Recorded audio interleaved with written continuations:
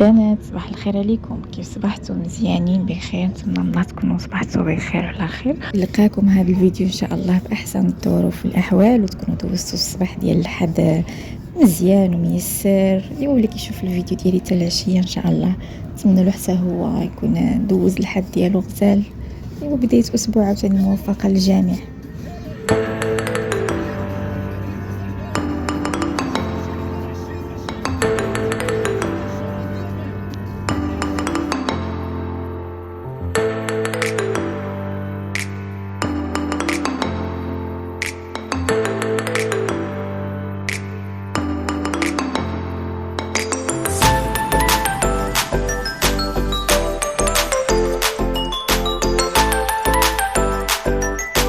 هنا كنا وصلنا بنات البلاصه اللي غنفطروا فيها، بحق حتى درنا شويه وتسالينا وشفنا شويه الطبيعه، وعاد جينا نفطروا بواحد الفطيور. المهم كل واحد باش كيعجبو يفطر صراحه.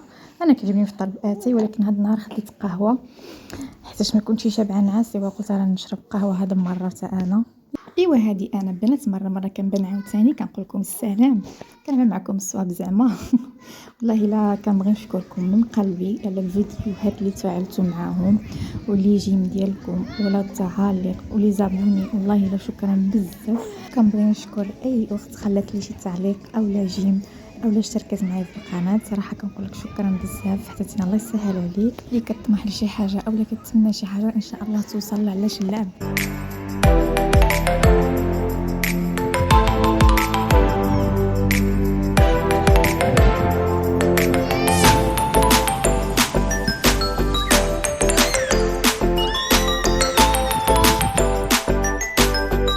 ايوا هنايا صافي ملي سالينا الفطور ديالنا ماشيينيش الدار ديال الام ديالي، عاملين لها واحد المفاجاه تما انا وخوتي ان شاء الله يا ربي بمناسبه عيد الميلاد ديالها. حنا كنحتفلوا بها، نتوما عارفين شنو كاين، هي ما كتحتفلش ولكن حنايا ضروري كنحتفلوا معاها. وجبرناها مسكينه واش درنا واحد الغديوه غزاله بحالها. بغي نقول لك كل عام وانتي احسن ام، واي وحده عندها الام ديالها تهلا فيها، واللي ماتت الله يرحمها، واللي مريضه مسكينه الله يشافيها، وتهلاو في والدين ديالكم راه ما كاينش في حالهم صراحه الله.